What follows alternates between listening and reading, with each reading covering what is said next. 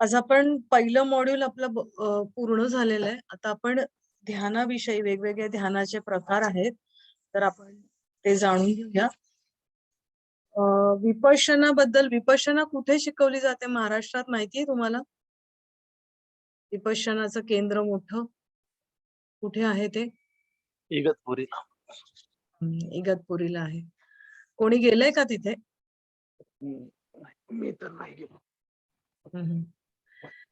तर तिथे विपश्यनाचं केंद्र आहे आणि 10 दिवसाचा तिथला प्रोग्राम असतो आणि तुम्हाला ते शिकवलं जातं. बरेच जण पळून जातात नंतर कधीही जात नाही.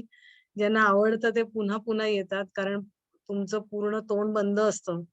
म्हणजे खाणं आणि बोलणं दोन्हीसाठी. बोलण्यासाठी तर अगदी बंद असतं, खाण्यासाठी जेवढं पाहिजे तेवढंच तोंड उघडायला लागतं आणि अत्यंत सात्विक आणि अगदी अळणी जेवण असतं. त्यामुळे खूप जणांना ते नंतर म्हणजे सहन आवडत नाही का, ते एवढं त्यांची पचवण्याची ताकद नसते इतकं सात्विक जेवण.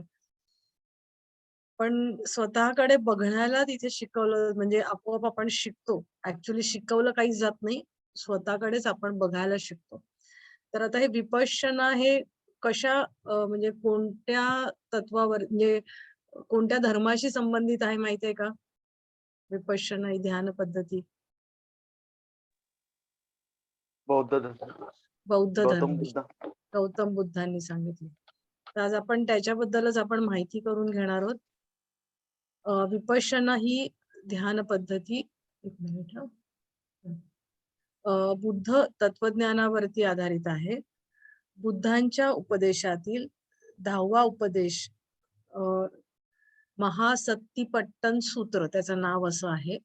म्हणजे त्याचा अर्थ काय आहे, तर महान सजगतेच्या प्रतिष्ठापनेचे सूत्र. म्हणजे आपली जी अवेअरनेस किंवा सजगता म्हणतो, ती उच्च प्रतीची तुमची सजगता, त्याची प्रतिष्ठापना केली जाते. तर त्याचं सूत्र म्हणजे ते, त्याचा जो उपदेश आहे त्याचं नाव आहे ते एकत्रित केलेलं, त्यात त्याचे विवेचन आहे. म्हणजे विपश्यनेचा संदर्भ कुठे येतो, तर इथे येतो. गौतम बुद्धांच्या शिकवणीचे सार त्यांनी सांगितलेल्या 4 आर्य सत्यांमध्ये आहे. त्याला चत्वारी आर्य सत्यानी म्हटलं जातं, म्हणजे 4 आर्य सत्य त्यांनी सांगितलेले. तर एकूण गौतम बुद्धांनी सांगितलेली शिकवण बद्दल तुम्हाला काही माहिती आहे का? सांगू शकाल का कोणी काही? काय सांगितलं थोडक्यात, जे काय माहिती असेल ते. आपल्याला त्याच्याशी काही संबंध नाहीये, पण काय माहिती आहे का कशाबद्दल, किंवा आपण शाळेमध्येही शिकलोत काही गोष्टी, तर काय माहिती आहे का त्याच्याबद्दल?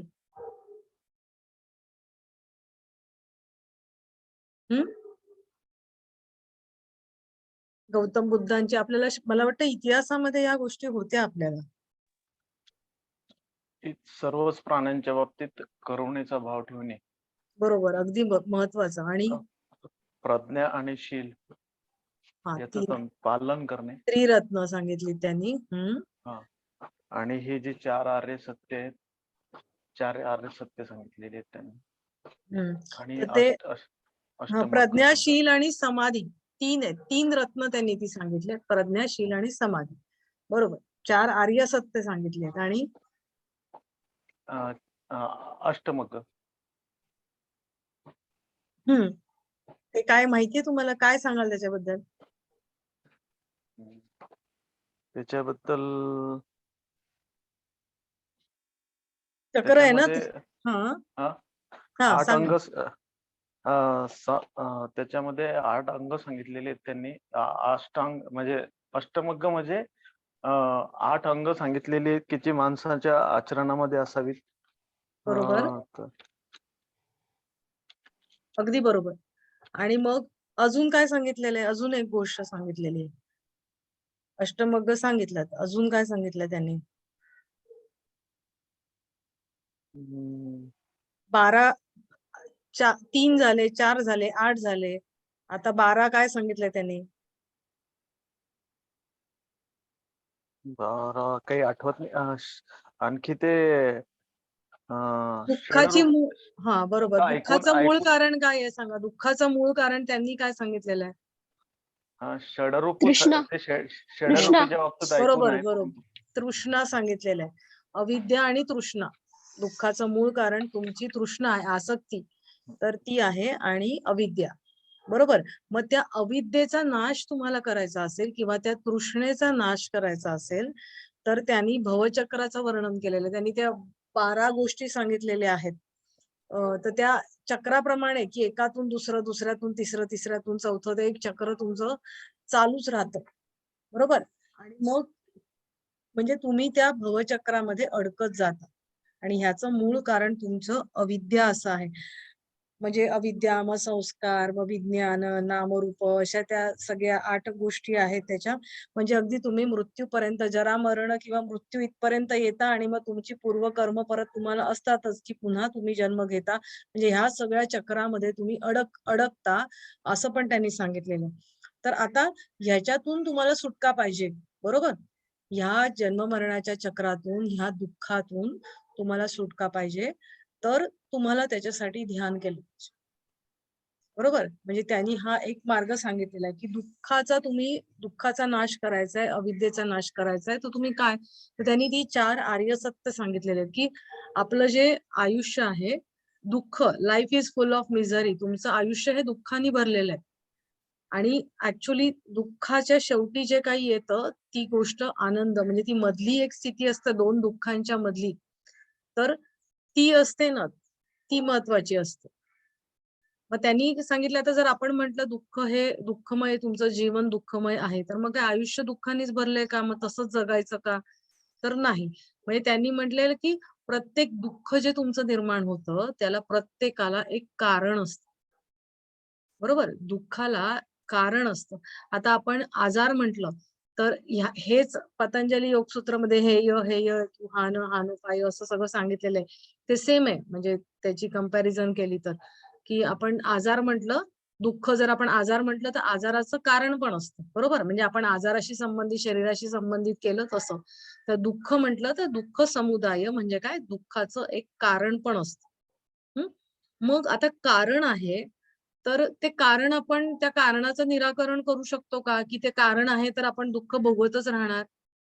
तर नाही. त्या दुःख निरोध त्या दुःखाचा निरोध करणं शक्य आहे.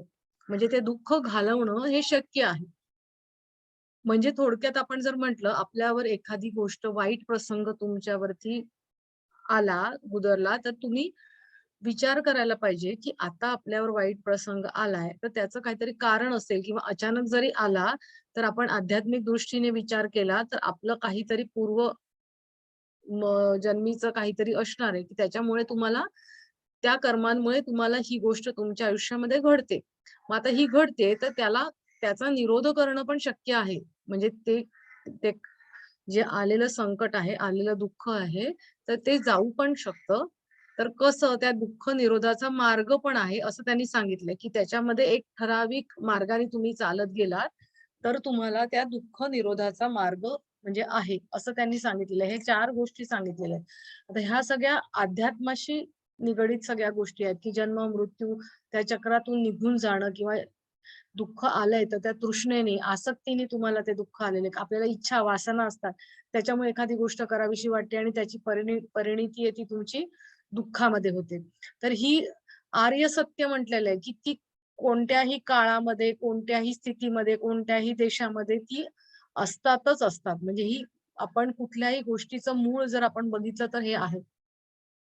म्हणून त्यांना आर्य सत्य, नुसतं सत्य नाही म्हटलेलं आहे, आर्य सत्य असं म्हटलेलं आहे. हं. आता जर त्यांनी असं जर सांगितलेलं आहे, तर मग ते काय म्हणतात, की सर्व जीवनातील दुःखाचे मूळ कारण म्हणजे पहिली जी कडी आहे ना, तर ती भवचक्राची ती पहिली कडी अविद्या आहे. हं. मग दुःख निरोधासाठी आवश्यक काय आहे? आता दुःखाचा निरोध करायचा आहे. तर तुम्हाला आवश्यक काय आहे? तर तुम्हाला त्या अविद्येचा नाश करणं ते आवश्यक आहे. आणि मग आता एखादा गोष्टीचा नाश करायचा आहे, दुःखाचा नाश करायचा आहे, अंधाराचा नाश करायचा, तिथे तिथे तुम्हाला प्रकाश पाहिजे. बरोबर? मग तो प्रकाश कशाचा असतो? प्रज्ञेचा. म्हणजे तुमच्या विचार करणं किंवा त्याच्यावरती उपाय म्हणून काही गोष्टी करायच्या असतील, तर तुम्हाला ते ज्ञान तुम्हाला चांगलं, योग्य प्रकारचं ज्ञान तुम्हाला असलं पाहिजे. हं. त्यासाठी ज्ञानाचा प्रकाश आवश्यक. आता दुःख किंवा क्षणभंगुरता म्हणजे त्यांनी बरेच सिद्धांत सांगितले की सर्वम दुःखम दुःखम सर्वम क्षणिकम क्षणिकम किंवा असं. तर त्याच्यामध्ये किंवा अनात्मकता म्हणजे आत्मा वगैरे काही नाहीये. तर ह्या असे काही त्यांचे सिद्धांत पण आहेत. तर हे जे सिद्धांत आहेत तर ह्याच्या पलीकडे जाणं, दुःख क्षणभंगुरता क्षणिकत्व आहे त्याच्या किंवा अनात्मकता आहे त्याच्या पलीकडे जाणं म्हणजे ध्यान. म्हणजे थोडक्यामध्ये तुम्हाला विसरायचं आहे. मग ते विसरण्याची एक प्रोसेस त्यांनी सांगितलेली. मग ती विसरण्यासाठी आधी तुम्ही तुमच्याकडे बघा. तुमचे शरीर काय आहे, तुमचं मन काय आहे, तुमचं भावना काय आहे, त्या मनाचे धर्म काय आहेत, ह्या सगळ्या गोष्टींकडे बघा. मग तुम्हाला कळेल की ह्याच्यामध्ये मी कुठेच नाहीये. जर ह्याच्यात मी कुठेच नाहीये, तर मग हे दुःख मला का होतंय? म्हणजे हा सगळ्या एक थॉट प्रोसेस तुम्ही विचार आधी आधी हा विचार, पण आपल्याला ध्यानामध्ये तो विचार सुद्धा सगळ्या गोष्टी आपल्याला मागे टाकायच्या असतात. ध्यानामध्ये विचार पण आपल्याला नसतो. तर त्या एक ठराविक त्यांनी त्याच्या एक ढाचा बनवलेला आहे आणि त्याच्यात त्यांनी 2 ध्यान पद्धती सांगितलेल्या आहेत. तर त्याला एक ध्यान पद्धतीला समथ असं म्हटलं जातं आणि दुसरी जी ध्यान पद्धती आहे त्याला त्यांनी म्हटलं जातं विपश्यना. तर विपश्यना ही सगळीकडे म्हणजे आपण सर्वश्रुत आहे, सगळ्यांना माहीत असते. पण त्याच्या आधी त्यांनी एक समथ ही सुद्धा त्यांनी ध्यान पद्धती सांगितलेल्या आहेत. हं.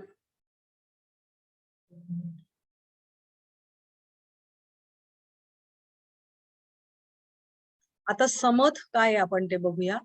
समथ म्हणजे काय म्हटलेलं आहे, की मनाची शांती म्हणजे त्याचा अर्थ त्यांनी काय सांगितलेला आहे, की मनाची शांती किंवा समत्व. आणि सर्वसामान्यांना जमेल म्हणजे कसं आहे ना, सोप्याकडून आपण एकदम ध्यानाला बसा म्हटल्यावरती शक्य नाहीये. एखादा माणूस म्हणेल, "हां, काय एवढं एका ठिकाणी बसायचं." एका ठिकाणी बसणंच आधी पॉसिबल होत नाही आणि नंतर तुमच्या मनाला आवर घालत तिथे बसायचं. आपल्याला 1 मिनिट ध्यान सुद्धा आपल्या जो काही नाही करत त्याच्यासाठी खूप कठीण आहे. 1 मिनिट शांत बसणं, मनाला आवर घालून तुम्हाला विचारविरहित अवस्था शक्य पॉसिबलच नसतं. आणि मग असे जे सर्वसामान्य लोक आहेत, तर त्यांच्यासाठी आधी तुम्ही काय एक आलंबन द्यायला लागतं, की लहान मूल असतं की नाही, तर लहान मूल ज्या वेळेला खेळत असतं, मग ते रडतं. तर ते रडतं, खेळता-खेळता रडायला लागलं. तर ते आई काय करते, त्याला काहीतरी खेळणं हातामध्ये देते. बरोबर? काहीतरी खुळखुळा वाजवतो, काहीतरी आवाज करतो किंवा काहीतरी खेळणं देतो. मग काय होतं, त्याचं लक्ष त्या खेळण्याकडे जातं. मग त्या खेळण्याकडे गेल्यावरती तो बाकीच्या आपण रडतोय कशासाठी हे पण ते विसरून जातं. आणि त्या खेळण्याशी ते खेळायला लागतं. त्याच्यामध्ये ते एकाग्र होऊन जातं. ते वाजवेल, खेळेल, इकडे-तिकडे हलवेल, पायाने ढकलेल, काहीही करेल. पण म्हणजे त्या खेळण्याच्या भोवती ते गुंगून जातं. आणि हेच आपण इथे ध्यानामध्ये करत असतो. बरोबर? की आपण एक ते खेळणं म्हणजे ते आलंबन त्याला हा शब्द वापरला जातो. एखादा आधार दिला जातो. आधार हा शब्द किंवा आलंबन हा शब्द आपण वापरतो. तर याच्यामध्ये हे समथमध्ये आलंबन काय दिलेलं आहे त्याने, की त्यांनी त्याचे खूप समथ ध्यानाचे खूप सारे प्रकार आहेत. तर त्याच्यामधले काही महत्त्वाच्या प्रकार केले जातात. काळाच्या ओघात काही नष्टही होतात. पण सर्वसामान्यपणे केले जातात. तर त्याच्यातली काही तंत्र कुठली आहेत तर आपण ते बघूया. एक ध्यानाची ही सोपी पद्धत आहे. यातून अध्यात्माचा साधा मार्ग दाखवण्याचा हा उद्देश आहे. म्हणजे त्याचा उद्देश काय आहे तो. आणि हे एक विशिष्ट तंत्र आहे. त्याच्यातली काही तंत्र ही वापरली जातात. कसीण ध्यान, मंडल ध्यान, मंत्र ध्यान, आनापानसती. आनापानसती हा तुम्ही शब्द ऐकला असेल. ती गोष्ट विपश्यनेच्या आधी केली जाते. तर म्हणजे अजूनही काही प्रकार असतील, ते फारसे मलाही काही माहीत नाहीयेत. तर आता कसीण ध्यान म्हणजे काय, की एखादी वस्तू किंवा एखादं चित्र आपण कसं ओंकारावरती एखादं प्रतीक ओंकारावरती ध्यान करतो किंवा एखाद्या मूर्तीवरती ध्यान करतो. तसंच याच्यामध्ये काय, की एखादी चित्र किंवा एखादं वस्तू असतं, तर ती समोर ठेवून त्याच्यावरती आपलं चित्त आपण एकाग्र करू शकतो. आणि किंवा एखादं रंगावरती सुद्धा वर्तुळ एखाद्या रंगाचं वर्तुळ असेल, तर त्याच्यावरती सुद्धा ध्यान केलं जातं. आणि त्याच्यामध्ये अजून एक अशी त्यांची पद्धत असते, की अ, तुम्ही तुमचं जे काही त्याला कसीण म्हटलं जातं, की तुम्ही जे काही प्रतीक आहे, तर तुम्ही तुमचं सिलेक्ट करायचंय किंवा तुम्ही तुमचं बनवायचंय. म्हणजे एखादं जरी चित्र, एखादा रंग काही असेल, तर तुमच्या आवडीने तुम्हाला जो आवडत असेल, तो तुमचं तुम्ही बनवायचंय आणि तुम्ही त्याच्यावरती ध्यान करायचंय. त्याच्यानंतर मंडल ध्यान. आता खूप सारा बघतो, खूप पेंटिंगचे क्लासेस असतात. मंडल पेंटिंग म्हणजे असे काहीतरी सर्कलमध्ये वेगवेगळे आकार काढून त्याला पेंट केले जातात. तर त्याला मंडल म्हटलं जातं. ॲक्चुअली म्हणजे सर वर्तुळाकार काढलेलं असतं आणि त्याच्यामध्ये वेगवेगळे शेप्स काढलेले असतात. तर त्याच्यामध्ये म्हणजे बारीक शेप्स म्हणजे अगदी बारीक असं नक्षीकाम केलेलं असतं आणि मग तुम्ही त्या मंडलावरती तुमचं लक्ष एकाग्र करायचंय. आता मंत्र ध्यान आपल्याला माहिती आहे, की एखादा मंत्र तुम्ही म्हणता आणि त्याच्यावरती तुम्ही ध्यान करायचं. नंतर आनापानसती. तर ह्याचे 3 वर्ड आहेत. पटकन म्हटलं जातं आनापानसती. तर आन, आन म्हणजे काय? तर आतमध्ये घेणं. म्हणजे श्वास आहे ना, तो आत घ्यायचा. म्हणजे थोडक्यामध्ये आपण ब्रीथिंग अवेअरनेस आहे हा शब्द वापरतो ना, म्हणजे श्वासाप्रती सजगता म्हणजे आनपानसती.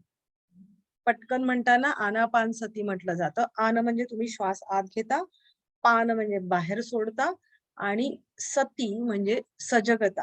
म्हणजे काय? श्वसनाची सजगता. तुम्ही शांत बसलेले आहात. श्वास घेताना तुम्हाला आधी तो कुठे जाणवतो? इथे जाणवतो, बरोबर? आधी श्वास म्हणजे तुम्ही जर अगदी सूक्ष्मपणे लक्ष दिलं, तर आपल्याला श्वास बाहेरून घेताना आपलं जे ऑरा असतो ना, त्याच्यामध्ये तो येतो त्यावेळेला तुम्हाला सूक्ष्मतेने जाणवतो. मग नाकात येतो, मग म्हणजे इथपर्यंत इथे जाणवतो, मग इथून आत जातो. मग ती हवा थंड तुम्हाला आत जाणवते. इथून नाकातून आत जाऊन घशातून तो पूर्ण आत जाईल. म्हणजे ही जी प्रक्रिया आहे, की ती आतमध्ये वायुकोशांपर्यंत जाते. हे झालं आन. त्याच्यानंतर मग पान म्हणजे ते आतमध्ये गॅसचं एक्सचेंज झालं. आतून बाहेर ती गरम हवा आतून घशातून येऊन नाकातून बाहेर येऊन इथे तुम्हाला ती गरम हवा जाणवते. तर ह्याला म्हटलं जातं आनपानसती. आता तुम्ही जर एवढं केलं तर तुमच्या लक्षात येईल. म्हणजे आता मी बोलताना तुम्ही जर एक डोळे बंद करून तुम्ही हे करून बघितलं तर तुमच्या लक्षात येईल, की आपल्याला बाकीचे विचार तुमच्या मनामध्ये येत नाही. तुमचं लक्ष श्वासावर केंद्रित होतं. पूर्ण जर श्वास कसा होतोय, त्याचा थंड गरम स्पर्श, त्याचा व्हॉल्यूम म्हणजे तो किती क्षमतेने तुम्ही घेतला आहे आणि मग तो आतमध्ये गेला आहे आणि मग आतून तो परत बाहेर सोडताना गरम होऊन बाहेर आला आहे. हा जो स्पर्श, त्याचा सगळ्या गोष्टीचा तुम्ही जर लक्ष दिलं, तर तुमचं बाहेरून लक्ष प्रत्याहार साधला जातो. बरोबर? तुमचे विचार कट ऑफ होतात. तुमचं लक्ष फक्त श्वासावरती लागून राहतं. बरोबर? मग हे जर श्वासावरती लागून राहिलं तर अंतरंगाचा प्रवास साहजिकच आहे. म्हणजे आपण इथे योगाच्या दृष्टीने मी म्हणजे समजावून सांगण्यासाठी तुम्हाला त्या गोष्टी सांगते, की तुम्हाला अंतरंगाचा प्रवास तुमचा सुखाचा होतो. बरोबर? कारण आपण श्वासावरती लक्ष केंद्रित करतो. आता ह्या ज्या गोष्टी आहेत ना, ह्या तुम्ही कोणी, कुठेही, केव्हाही करू शकता. म्हणजे आनापानसती आम्ही तर सांगतो ट्रेनमध्ये तुम्ही जाताय, तुम्ही बसलाय, उगाच इकडे-तिकडे बघत बसण्यापेक्षा शांत डोळे बंद करून बसा आणि आपण श्वासावरती ब्रीथिंग म्हणजे तुमचं 1 मिनिटाचं, 5 मिनिटाचं ध्यान तुम्ही सहज करू शकता. हो की नाही? ध्यान ही काही फार मोठी गोष्ट नसते आणि म्हटलं तर खूप मोठी गोष्ट असते. एका ठिकाणी शांतपणे बसून जर आपण आपलं श्वासावर लक्ष केंद्रित केलं तर आपल्याला सहज आपण कुठेही करू शकतो. तुम्हाला त्याच्यासाठी साधनांची काही गरज नसते. हं. तर आता पुढे जाऊया. ग गौतम बुद्ध म्हणजे हे आनापानसती आहे, तर गौतम बुद्धांनी हाच मार्ग अवलंबला होता असा उल्लेख आपल्याला सापडतो. आता समथ आणि आता हे 2 वेगळी ध्यान आहेत. पण तुम्ही जर विपश्यना आणि समथ हे एकत्रितपणे केलं, तर ते म्हणतात की तुम्हाला निर्वाणाची स्थिती प्राप्त होईल. म्हणजे आधी तुमचा ब्रीथिंग अवेअरनेस तुमचा डेव्हलप झाल्यानंतर, सजगता निर्माण झाल्यानंतर, पुढे विपश्यनेमध्ये जे काही सांगितलेलं आहे तसं करत तुम्ही पुढे गेलात, तर तुम्हाला निर्वाण म्हणजे मोक्ष याच्यामध्ये गौतम बुद्धांनी मोक्ष म्हणजे काय म्हणूया मो व्य वेगवेगळे शब्द मोक्षासाठी वापरले गेलेले आहेत. निर्वाण, मुक्ती, मोक्ष, मुक्ती, मुक्ती मुक्ती असे वेगवेगळे शब्द कैवल्य. कैवल्य. तर इथे त्यांनी काय निर्वाण हा शब्द वापरलेला. आपण म्हणतो ना निर्वाणीचं ते बोलले म्हणजे काय शेवटचं आता संपलं. आता त्यांचा आयुष्यकाल संपला. अशा तऱ्हेने त्यांनी निर्वाण हा शब्द वापरलेला आहे. आता विपश्यना आपण बद्दल माहिती घेऊया. तर विपश्यना हा शब्द पाली भाषेतला शब्द आहे आणि त्याचा अर्थ काय आहे? अंतर्दृष्टी. शरीर व मन यांच्या अनिश्चिततेचे क्षणभंगुरत्वाचे ज्ञान किंवा अनुभव करून देणारी असा हा विपश्यनेचा अर्थ आहे. म्हणजे काय की तुमचं शरीर विपश्यना म्हणजे काय अंतर्दृष्टी. अंतर्दृष्टी म्हणजे काय आत बघणं. म्हणजे थोडक्यात काय साक्षी भावानी तुम्ही तुम्हाला शरीर, मन, भावना या मनाच्या प्रक्रिया या सगळ्यांकडे तुम्ही बघायचं आहे. तर मग तुम्हाला काय लक्षात येतं त्याच्यातून? शरीर आणि मन याची अनिश्चितता. शरीर क्षणभंगुर आहे. मनाचा पण चंचल आहे. बरोबर? क्षणभंगुरत्व आहे म्हणजे की काही क्षणांसाठीच आता आहे नंतर नाही किंवा याबद्दलचं ज्ञान किंवा त्याच्याबद्दलचे अनुभव तुम्हाला प्राप्त करून दिले जातात, असं विपश्यनेचा अर्थ आहे. आता त्याचं त्यांनी काय सूत्र दिलेलं आहे? बरेचसे संस्कृत आणि त्यांची म्हणजे सेम आपल्याला त्याची सूत्र आहेत ना, तर आपण थोडेसे समजू शकतात आपल्याला. संस्कृतचा प्रभाव त्याच्यामध्ये आहे. पाली भाषा असली तरी म्हणजे मिक्स आपल्याला दिसून येतं. विशेषेण इति पश्यते विपश्यना असं त्यांनी म्हटलेलं आहे. म्हणजे वास्तव जसे आहे तसं पाहणं. आता त्याचे अर्थ वेगवेगळे आपण विपश्यनाचा अर्थ कसा लावला गेलेला आहे, तर तो आपण बघणार आहोत. की जी गोष्ट जशी आहे तशी बघणं. म्हणजे काय? आता डोळ्याला दिसते. पण आता समजा एखादा माझ्या समोर जर हा पाण्याने भरलेला ग्लास आहे, तर तो तसा आहे तसा बघणं. म्हणजे याच्यामध्ये मी माझे ॲडिशन नाही टाकणार आहे. कळलं? म्हणजे हा कोणी आणला? मी आणलाय का सासूबाईंनी आणलाय? मग कधी आणलाय? मग ह्याला टोचे गेलेत का? हा धुतलेला आहे का? म्हणजे काहीही याच्याबद्दलचे इतर काहीही विचार मी मनात न आणणं. तो आहे, हा ग्लास आहे बस. याच्या पलीकडे त्याच्यामध्ये काहीही विचार आणायचे नाहीये. तो ग्लास आहे बस. त्यांचं म्हणणं तर आता या क्षणी तो आहे आणि दुसऱ्या क्षणाला तो आधीचा ग्लास त्याचा नाश पावलेला असतो आणि दुसऱ्या क्षणी नवीन ग्लास असतो. म्हणजे कारण त्याची झीज होते किंवा अशा गोष्टींनी. म्हणजे आपण एखादं टेबल घेतलं तर ते क्षणाक्षणाला ते बदलत असतं असं त्यांचं म्हणून क्षणिकत्व त्यांनी म्हटलेलं आहे. तर त्या दृष्टीने त्यांनी म्हटलेलं आहे, की जशी गोष्ट आहे तशी तुम्ही त्याच्याकडे बघायचं. हं. आहे ती परिस्थिती जशीच्या तशी पाहणे, त्याच्यामध्ये तुलना न करणं. हं. प्रत्येक गोष्ट जागरूकतेने पाहताना त्यामध्ये पूर्वस्थित स्मृती म्हणजे त्याच्याबद्दलच्या आधीच्या आठवणी ज्या काही असतील म्हणजे आता एखादा प्रसंग आपण किंवा एखादा व्यक्ती माझ्या नजरेसमोरून गेला, तर तो माझ्याशी कशा वागला, तो कधी भेटला होता, त्यांनी माझ्याबरोबर काय केलं किंवा इतरांबरोबर काय केलं. आपल्याला कसं ना एकदम सगळं आठवतं त्या व्यक्तीचा चेहरा बघितल्याबरोबर. हं, तर ते तसं तुमच्या मनामध्ये विचार म्हणजे मानसिक, भावनिक कशाची त्याला जोड द्यायची नाहीये. फक्त अंतर्मनाने त्याला बघायचंय बस. त्याच्यामध्ये काहीही नो ॲडिशन. हं. शरीरांतर्गत आता तुम्ही शरीर, भावना आणखीन त्यांनी पुढे पुढे जाऊन काय म्हटलेलं आहे, की शरीरांतर्गत निर्माण होणाऱ्या संवेदनांचे प्रतिक्रिया व्यक्त न करता साक्षी भावाने निरीक्षण करणाऱ्या अभ्यासाला विपश्यना ध्यान पद्धती असं म्हटलं जातं.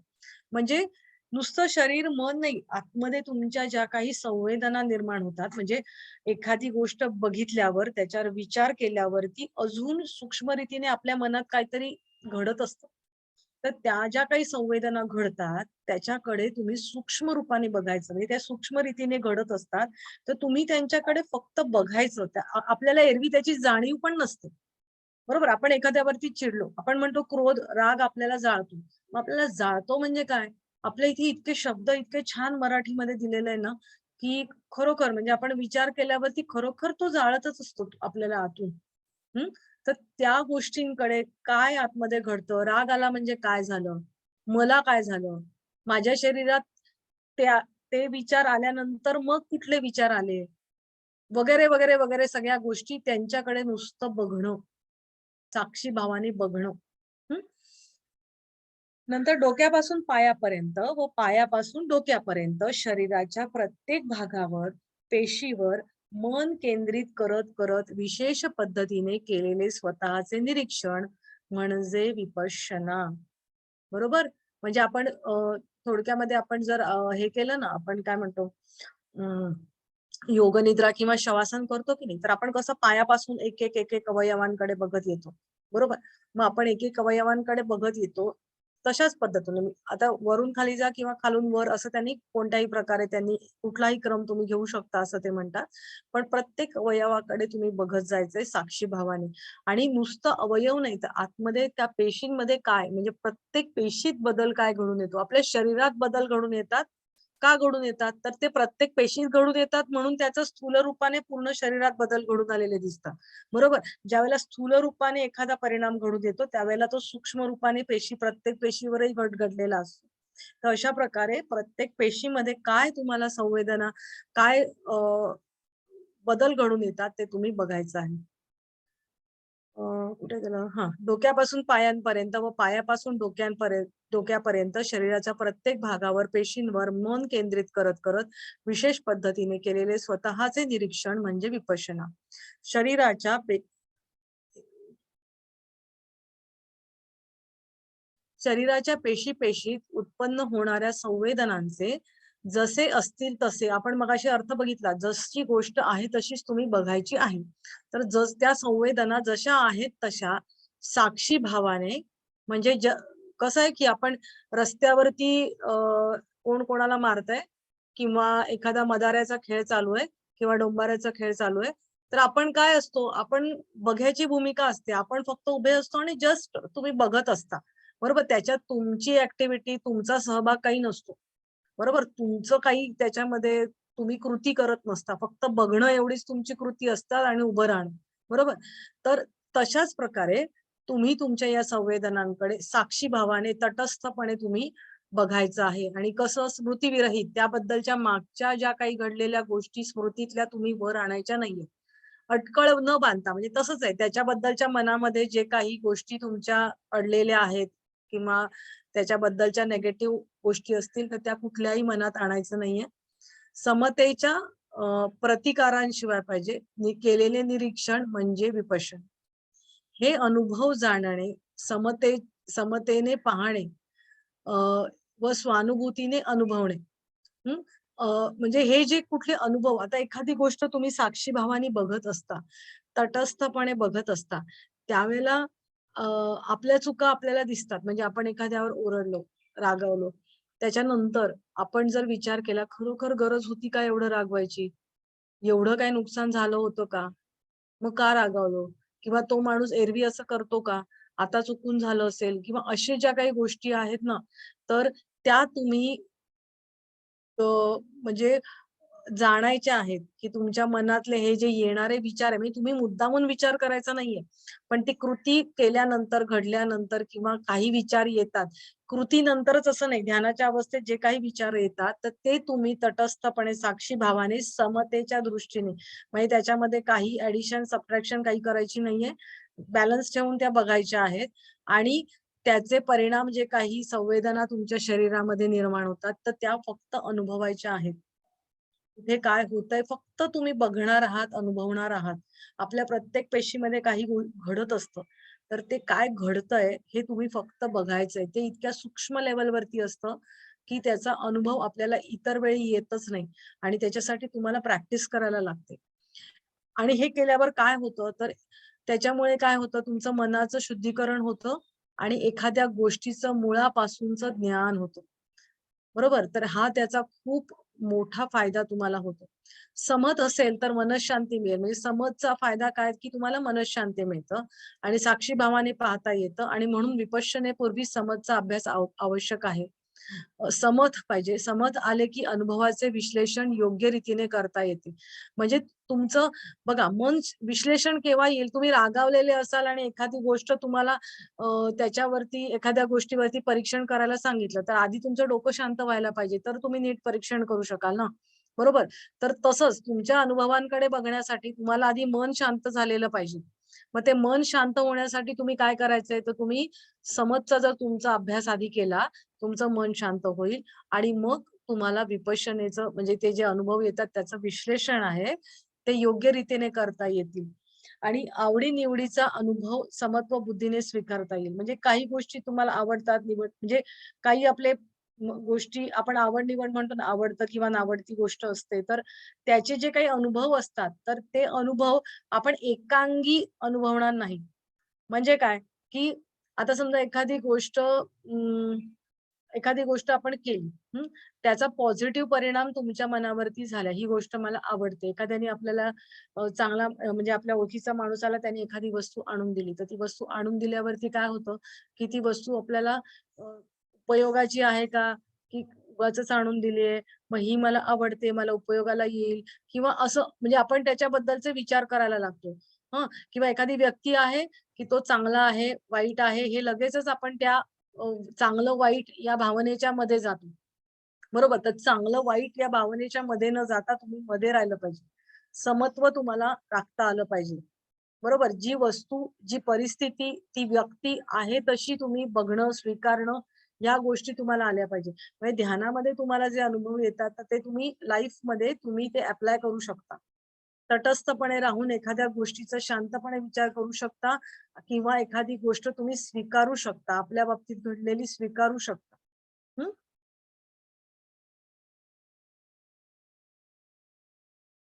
म्हणूनच समथ आणि विपश्यना एकत्रितपणे झाले पाहिजेत. आता खरं विपश्यनेच्या आता पुढे बघणार आहोत. विपश्यनेच्या 4 पायऱ्या सांगितलेल्या आहेत त्यांनी. तर कायानुपश्यना. आता हा शब्द बघितल्यावरती तुम्हाला काय लक्षात येतंय? त्याचा अर्थ काय असू शकेल? कोणी सांगेल का? काय असू शकेल याचा अर्थ? कायानुपश्यना. थोडा आपण काया विचार. म्हणजे शरीर, हां, पश्य म्हणजे पाहणे, बरोबर. म्हणजे शरीराकडे तटस्थ दृष्टीने पाहणे. बरोबर. म्हणजे आता तुम्हाला समजा विपश्यनेवरती प्रश्न लिहायला सांगितला.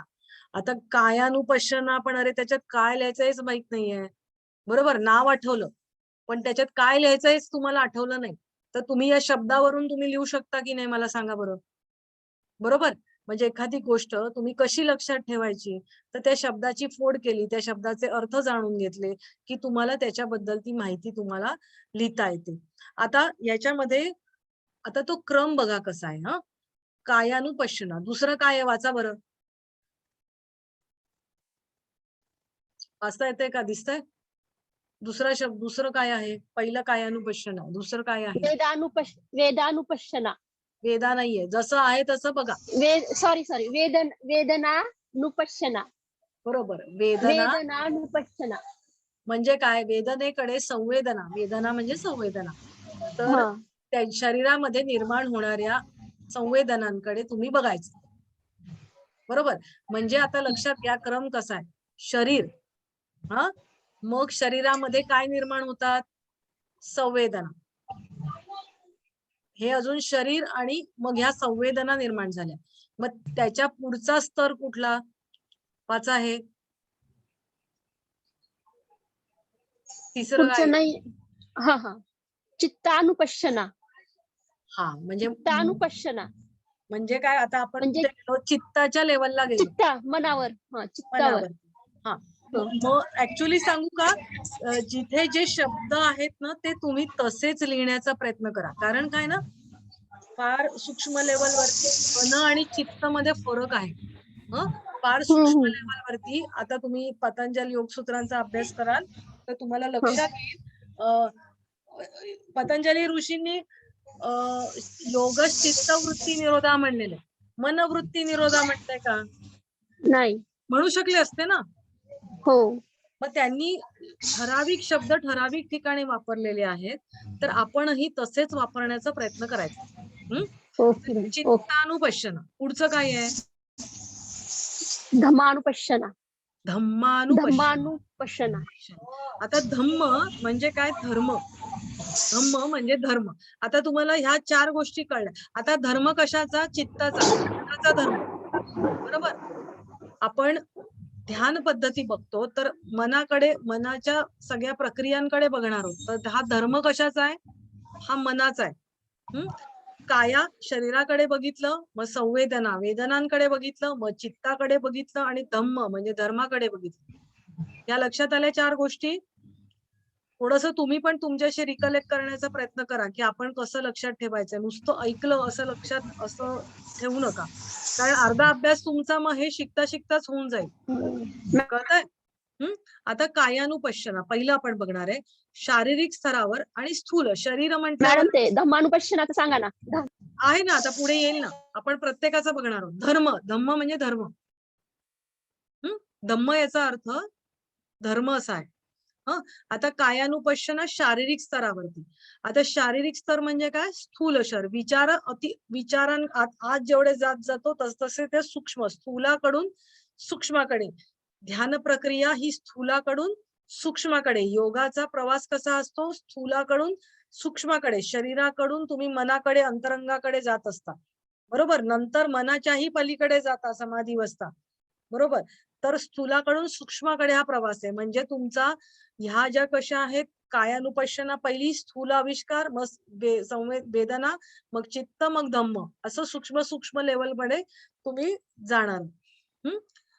शारीरिक स्तरावर, स्थूल स्तरावरती, म्हणजे हे पॉइंट तुम्ही लक्षात ठेवायचे. जर शरीराचे पायापासून डोक्यापर्यंत, डोक्यापासून पायापर्यंत निरीक्षण केल्यास संवेदनांचा उगम व विलय होत आहे असं जाणवतं. म्हणजे आता तुम्ही बघता कशाकडे आहात? कायानुपश्यनाकडे, शरीराकडे, डोक्यापासून पायापर्यंत, पायापासून डोक्यापर्यंत. मग काय बघता आहात त्याच्यामध्ये? तर तुमच्या ज्या संवेदना आहेत त्या उगम पावतात आणि त्यांचा विलय होतो, लय होतो. आपण लय योग बघितला, विलय होतो म्हणजे त्या, एक मिनिट, तर त्या लय पावतात, एकरूप होतात, बरोबर. म्हणजे त्या काय, म्हणजे त्या निर्माण होतात आणि त्यांचा विलय होतो. तर ह्या गोष्टी त्याच्यामध्ये तुम्हाला कळतात. जर शरीराचे पायापासून डोक्यापर्यंत, डोक्यापासून पायापर्यंत निरीक्षण केल्यास संवेदनांचा उगम व विलय होत आहे असं जाणवतं. शारीरिक स्तर हेच त्या संवेदनांच्या अस्तित्वाचे सार आहे असे जाणवतो. म्हणजे शारीरिक स्तर, संवेदना कुठे निर्माण होतात? तुमच्या बॉडी लेवलवरती निर्माण होतात. म्हणजे तुम्हाला काय जाणवतं? तर तुमच्या संवेदना या बॉडी लेवलवरती निर्माण होतात. शरीराकडे बघितलं की तुम्हाला काय कळणार आहे?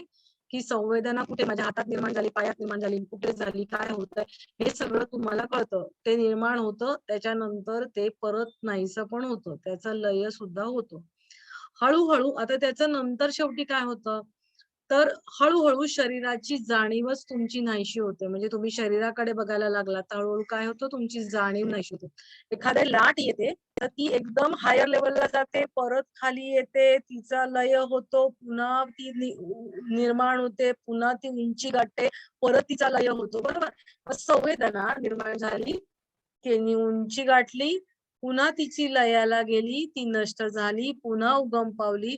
म्हणजे अशा लाटांप्रमाणे त्या संवेदना एका पाठोपाठ एक तुमच्यामध्ये निर्माण होतात. आणि त्या कशा आहेत?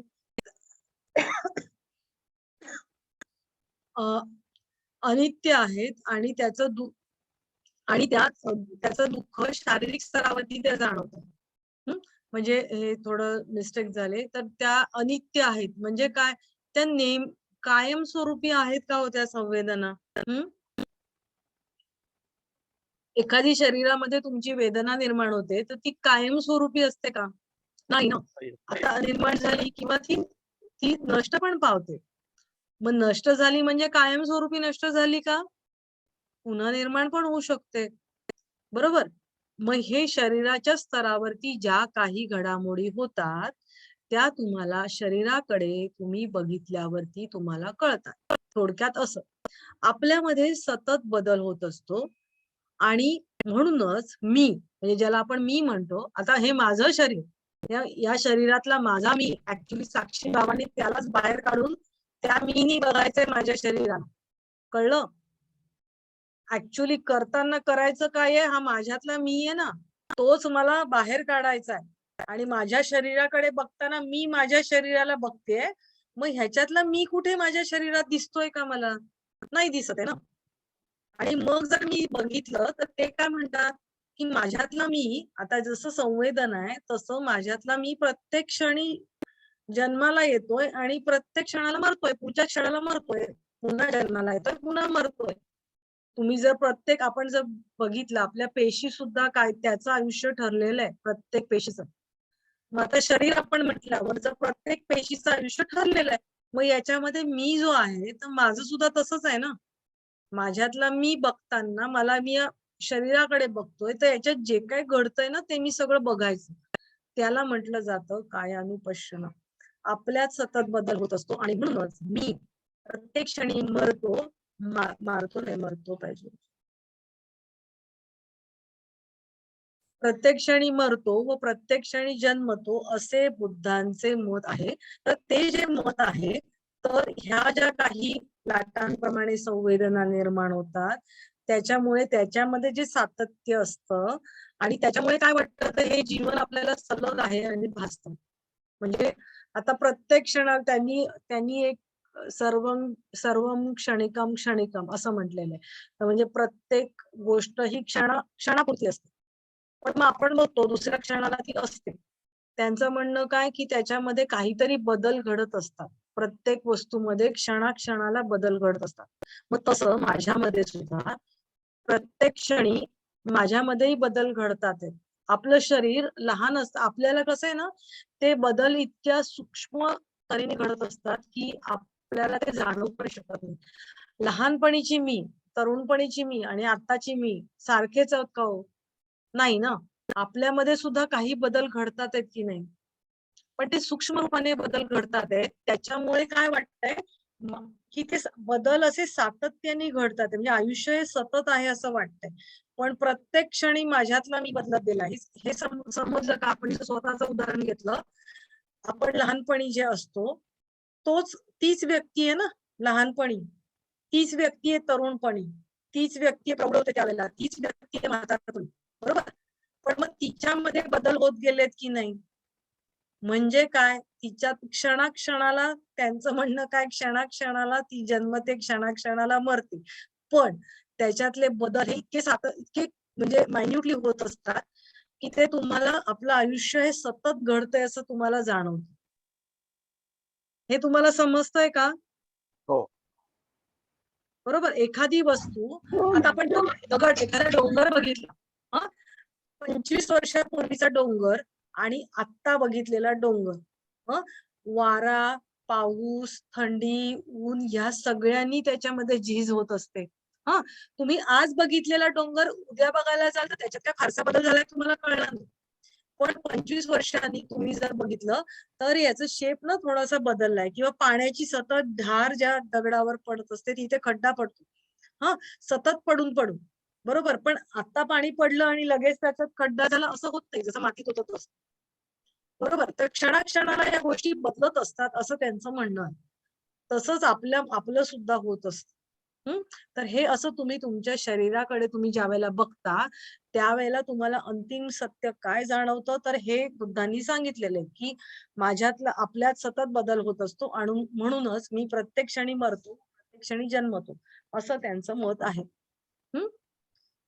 आणि हे का असं वाटतं, तर तो जो सतत सातत्य असतं ना त्याच्यामध्ये, म्हणून ते आपल्याला जाणवतं. म्हणजे थोडक्यात एक पिक्चर आपण टीव्हीवरती पिक्चर बघतो.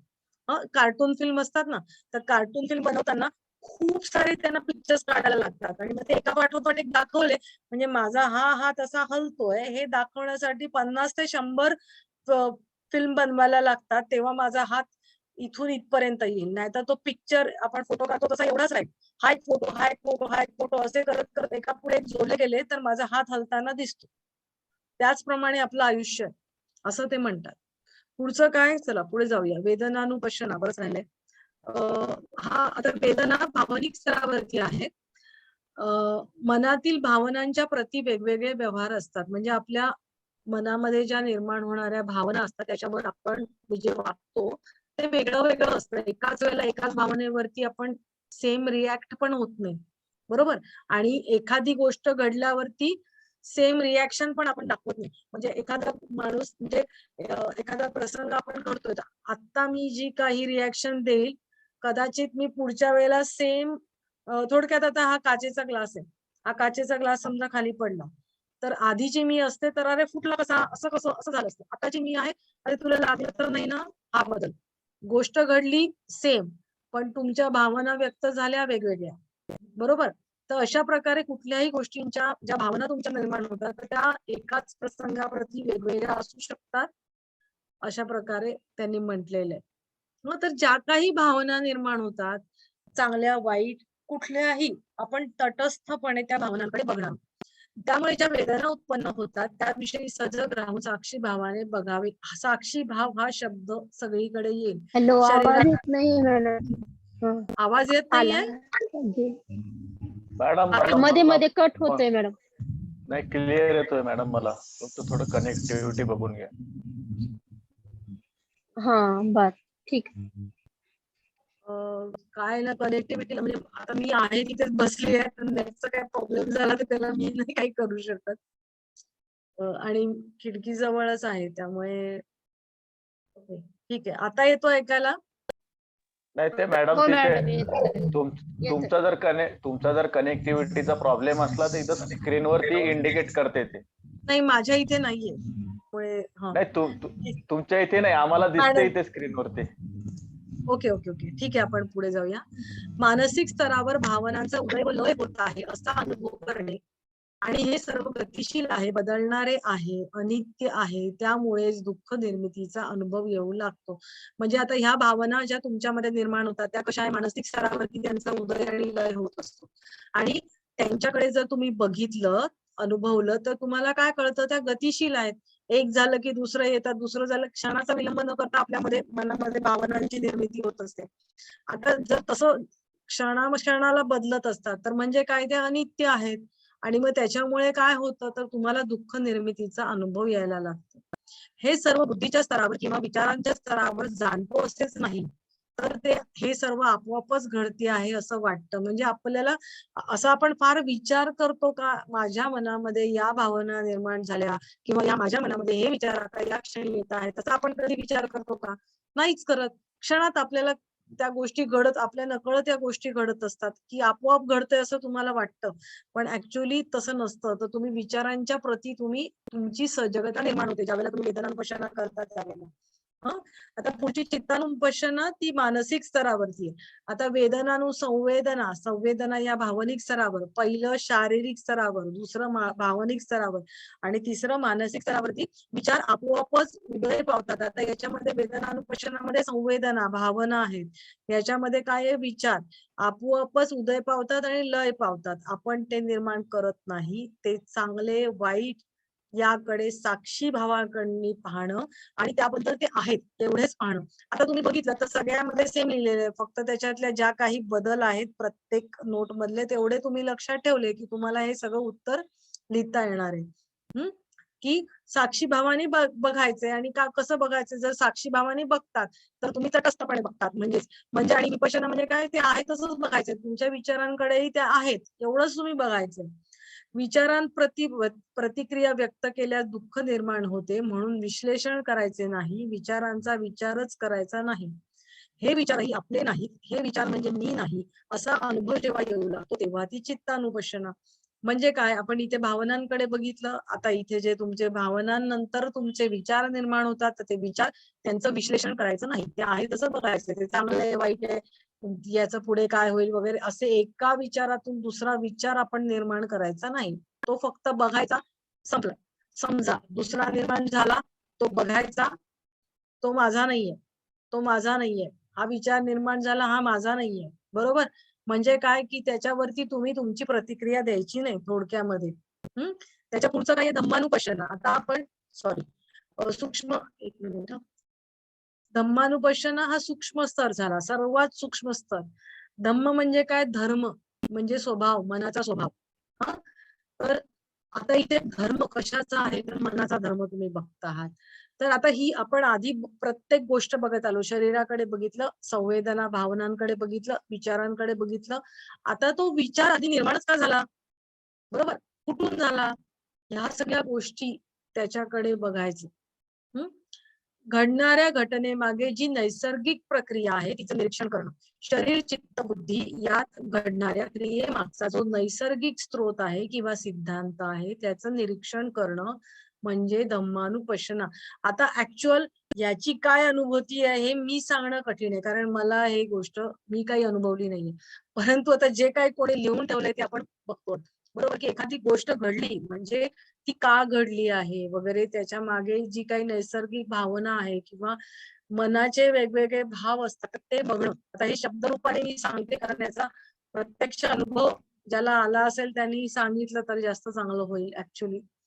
तर हे त्याचं निरीक्षण करणं म्हणजे धम्मानुपश्यना. आणि इथे जातो म्हणजे फार तुमची ध्यानामध्ये खूप प्रगती झाली असं आपल्याला म्हणता येईल. शरीर, चित्त, बुद्धी यात घडणाऱ्या क्रियेमागचा जो नैसर्गिक स्रोत किंवा सिद्धांत आहे त्याचं निरीक्षण करणं म्हणजे धम्मानुपश्यना. मनाचा धर्म पाहणं म्हणजे मनाच्या गतीविषयींचं निरीक्षण करणं. म्हणजे मन आपलं कुठे धावतंय, काय चाललंय याच्याबद्दल आपण जे काही बघतो म्हणजेच तो मनाचा धर्म झाला. किंवा मन कशा प्रकारे कार्य करतं ते अनुभवणं, हे एक मिनिट. मॅडम थोडस होऊ राहिलं डिस्टर्बन्स, बहुतेक ते हँड वगैरे तुमचा माईकचं काहीतरी असं वाटतं. सगळ्यांनाच ऐकू येत नाहीये का? हा, आता कनेक्टिव्हिटी हो, कधी कधी पण स्पीड मध्ये मला स्पीड ना मध्ये माझ्या इथे काही मला येत नाहीये की तुमचं कनेक्शन वीक आहे वगैरे. मध्ये मध्ये थोडासा आवाज जातोय मॅडम, मध्ये मध्ये जातोय, मध्ये येतोय मध्ये जातोय. एक मिनिट.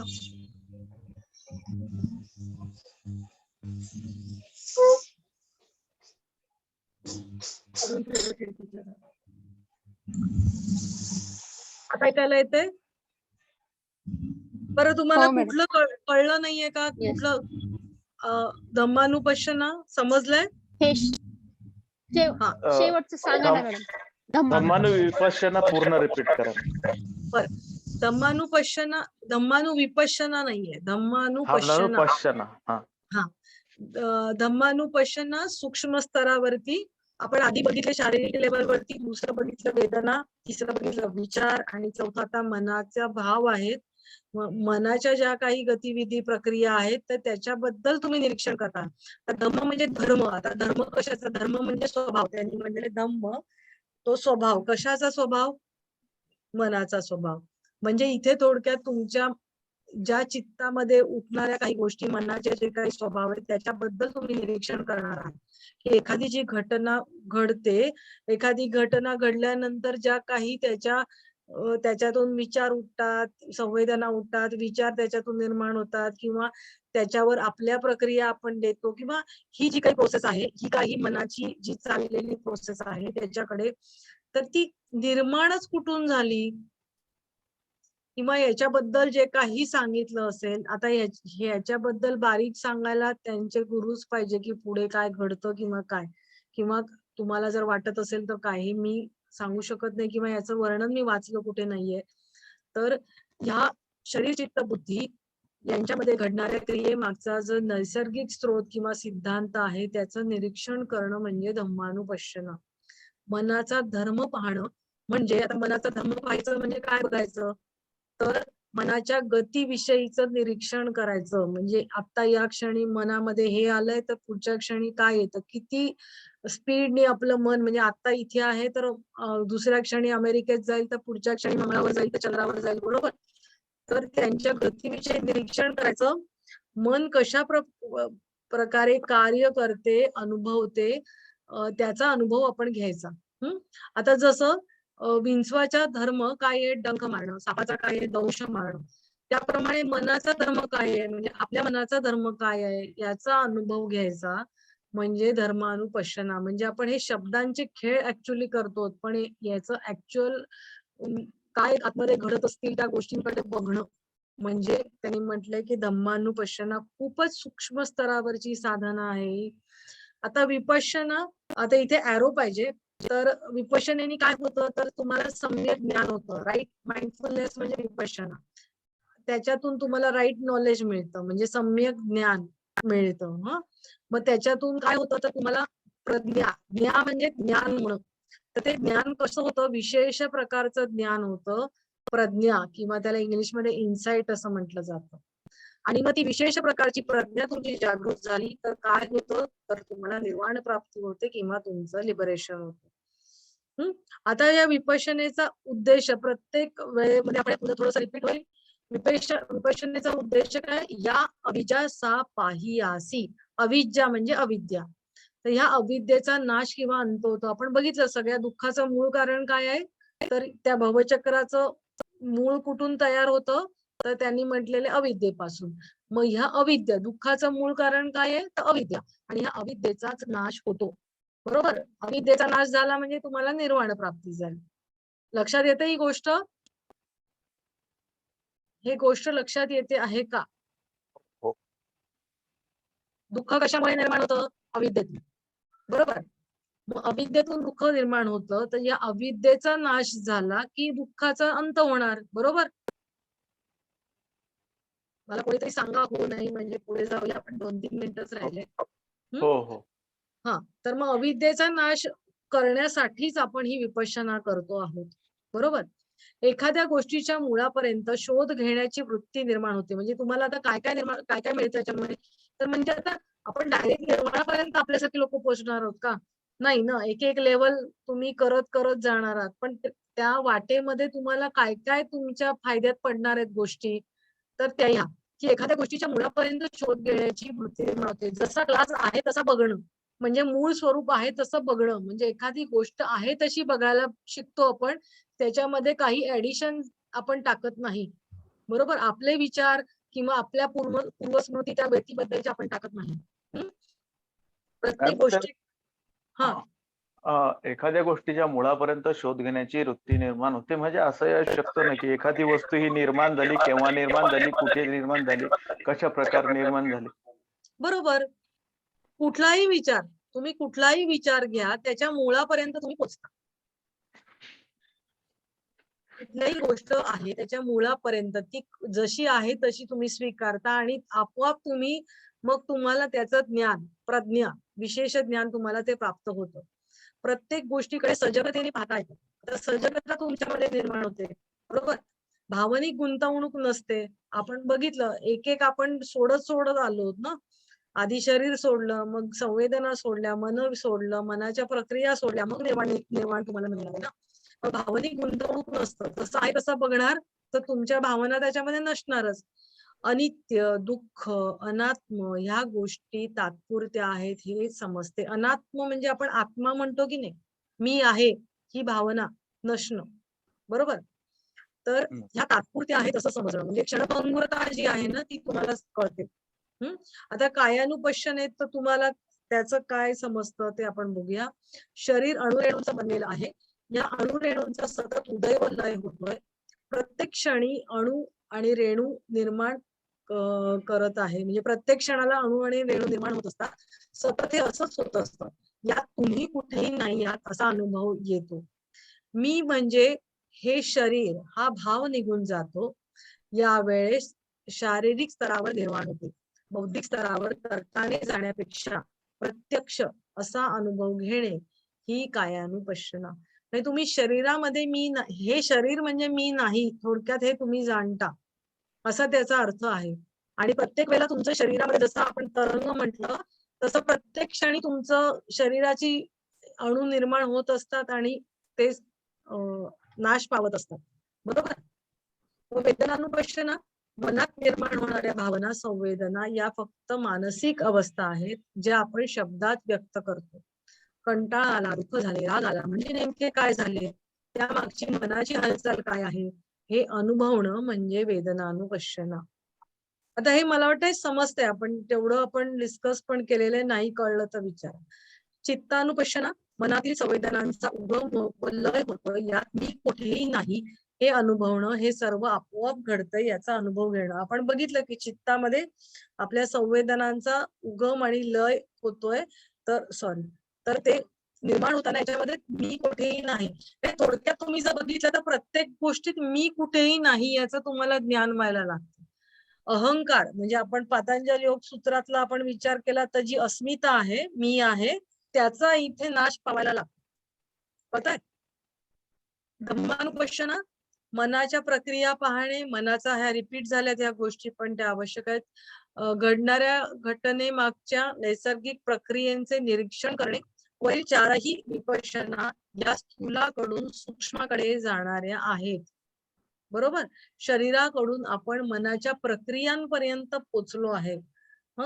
त्यामुळे साधक आनंदमय कोशामध्ये स्थित होतो, सर्व दुःखांचा नाश होतो, अविद्येचा नाश होतो, म्हणून आपल्या सर्व दुःखांचाही नाश होतो, सर्व मोहातून मन मुक्त होते, सर्व सुख दुःखांच्या पलीकडची स्थिती साधकाला प्राप्त होते आणि हीच निर्वाण स्थिती आहे आणि यात केवळ प्रज्ञाच शिल्लक राहते. मॅडम, हा बोला. मनाचा धर्म पाहणे म्हणजे नेमकं काय लक्षात येत नाही. मनाचा धर्म पाहणे धम्मानुपश्यनामध्ये आहे. धम्मानुपश्यनामध्ये मनाचा धर्म पाहणे म्हणजे तुमच्या मनाच्या गती विषयीचं निरीक्षण, मन कशा प्रकारे कार्य करते ते अनुभवणं. म्हणजे काय की आपल्या मनामध्ये येणारे विचार, मनाची गती किती सांगा मला बोलू शकता? मनाची गती मोजू शकतो का आपण? आता मी नाही. या क्षणी माझ्या मनात मी तुमच्याशी बोलते, पण माझ्या मनात बॅक ऑफ द माइंड एखादा विचार आला, अरे माझी मुलगी अमेरिकेत राहते तर ती आता काय करत असेल? माझं मन पोचलं नव्हतं तिथे क्षणात, हम्म. बरोबर? क्षणात माझं मन चंद्रावरती पण पोहोचू शकेल, मंगळावर पण पोहोचू शकेल, बरोबर? आपलं मन म्हणजे मनाची गती काय आहे, किंवा आता ह्याच्यामध्ये इतके बारीक गोष्टी असतील. मी जसं तुम्हाला म्हणलं की धम्मानुपश्यना मी सांगणं फार कठीण आहे की त्याचे अनुभव काय आहे, बरोबर? कारण का आपण तेवढ्या लेवलची आपली हे नसते. हे जे काही शब्द आपल्याला कुठे सापडतात त्याच्याविषयी माहिती तीच मी एकत्रित करून तुमच्या समोर मांडलेली. तर त्यांनी असं म्हटलं की एखादा प्राण्याचा म्हणजे आपण जर विंचू म्हणला तर तुम्हाला पटकन लक्षात काय येतं की तो डंग मारतो, बरोबर? साप म्हणला तर काय येतं? तो दंश करतो. मी पटकन येणारी ही लक्षात तुमची आहे. तर माझा मनाचा धर्म काय आहे? आपल्याला कळलंय का? आपल्याला कळतच नाही आपल्या मनाचा धर्म काय. इतक्या लेवल पर्यंत कोणी आपण विचारच केलेला नाही. तर तुम्ही हळूहळू तुमची शरीराकडून तुमच्या संवेदनांकडून चित्ताकडून मग तुम्ही अजून आत गेल्यावरती या मनाच्या प्रक्रिया कशा घडतात, माझं मन म्हणजे कसं आहे, तर अशा गोष्टी मनाविषयी जाणून घेणं म्हणजे मनाचा धर्मच आहे. एखादा धर्म काय असतो की एखाद्या गोष्टी कशा होतात किंवा काय होतात, काय करायचं काय नाही करायचं याची माहिती असते, बरोबर? मग ते कसं घडतं मनामध्ये त्या तुम्ही जाणून घेता, बरोबर? ओके ओके मॅडम, आलं लक्षात.